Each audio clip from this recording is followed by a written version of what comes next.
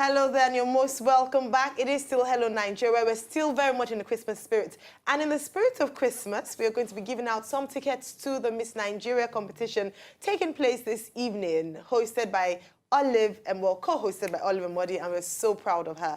Wazobia TV is an official partner, and we will be bringing this to you live. But it's better sometimes when it is, experienced in person. But if you cannot, we promise to bring you as if you were there at the event. So tune in tonight on Wazobia TV as we will be showing you clips from Miss Nigeria live. Also, Cool FM Praise Jam is taking place next week, Monday. Only a few more days on Christmas Day. What better way to spend Christmas than with other families celebrating the risen Christ? We're looking at many celebrities and also gospel artists who will be gracing the stage on that day, and we look forward to having you there as well. Now, over to our guest for today. Now, I guess the young woman who has gone through life situations that have shaped and molded her to becoming the woman that she is. She is now a gospel artist, and she will be letting us into a little bit of her world this afternoon. Ladies and gentlemen, it's our pleasure to make very welcome Kriztabel. Hello, Kriztabel. Hi, Kriztabel. Thanks for joining us on Hello Nigeria. Thank you. Thank you for coming. Thank you too. Now, I met Kriztabel some weeks back, and listening to her story, it's such an impactful story. So could you just start by telling us a little bit about yourself, where you're growing up, where you are now?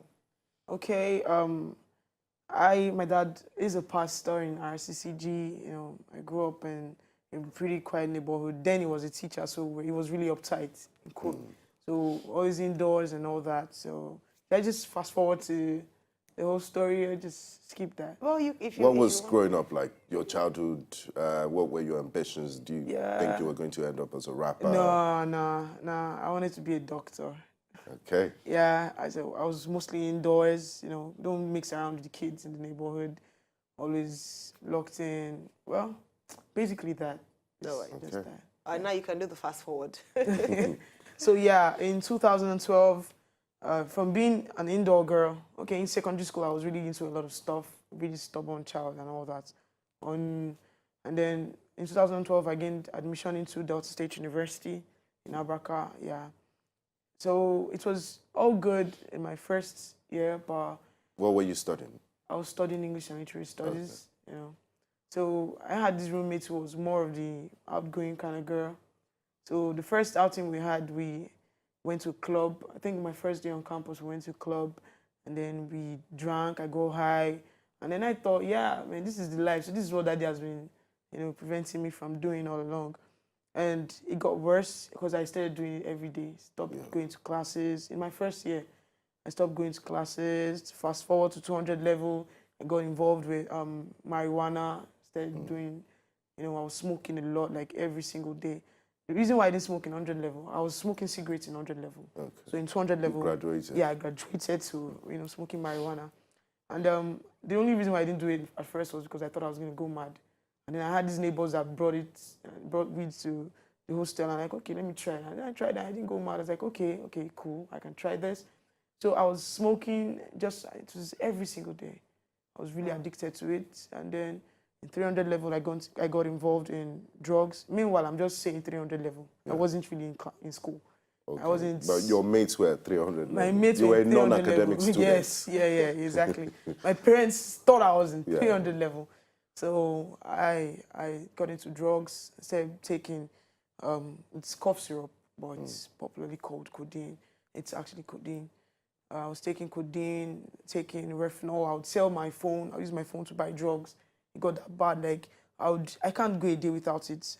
I'd advanced to smoking Benson switch, the one you'd switch.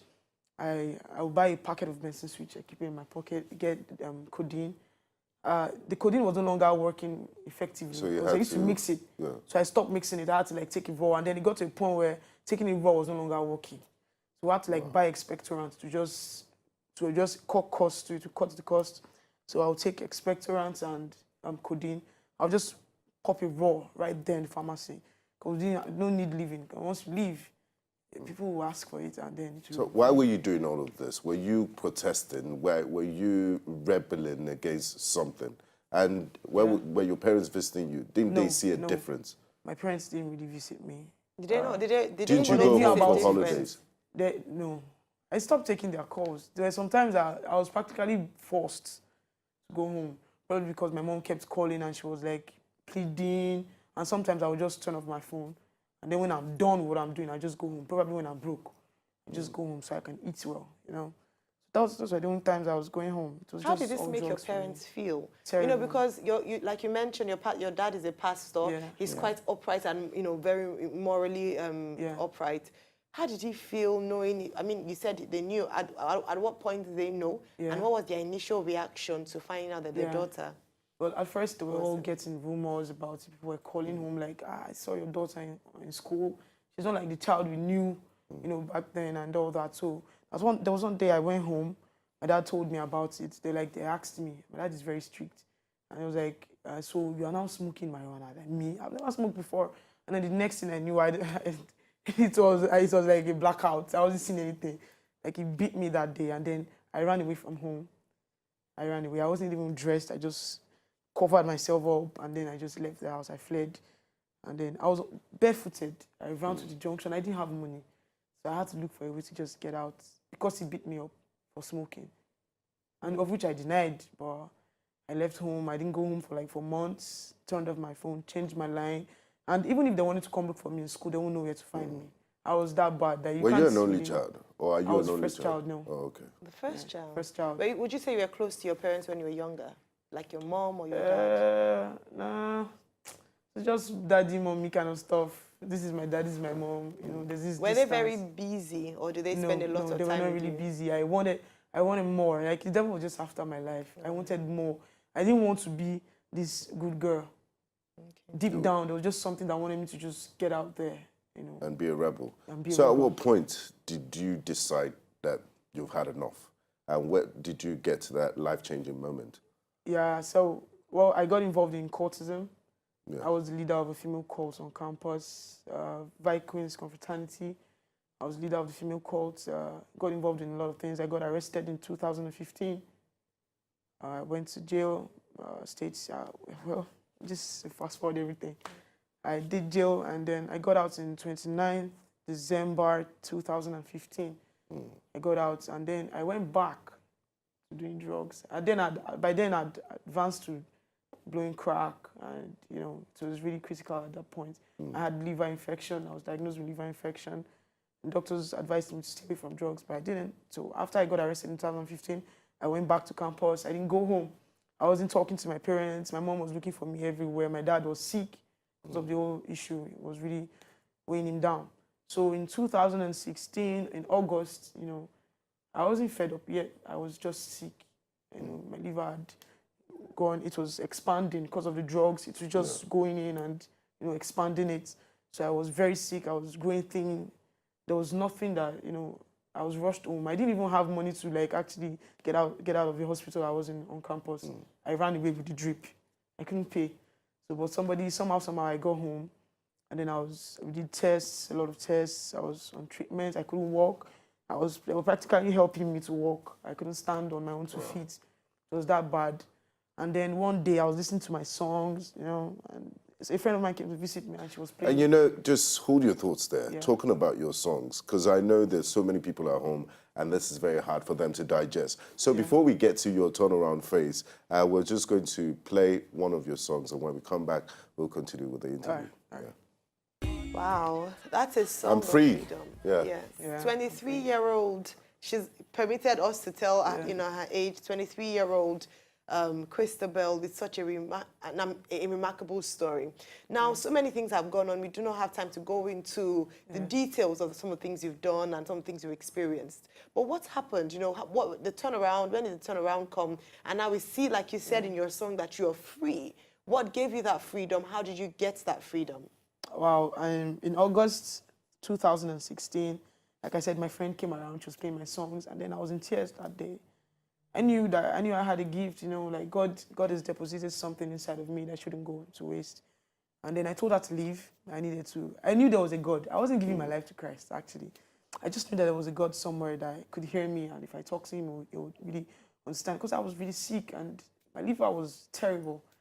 I went inside, I went on my knees, and then I prayed. I told the Holy Spirit to actually help me. Sorry, I'm being, you know. Amen, no I apologies. went on my knees, and then I told God, like, helped me. I was planning to go to Ghana, actually. As soon as I get there, I'll just travel and still leave my parents, you know.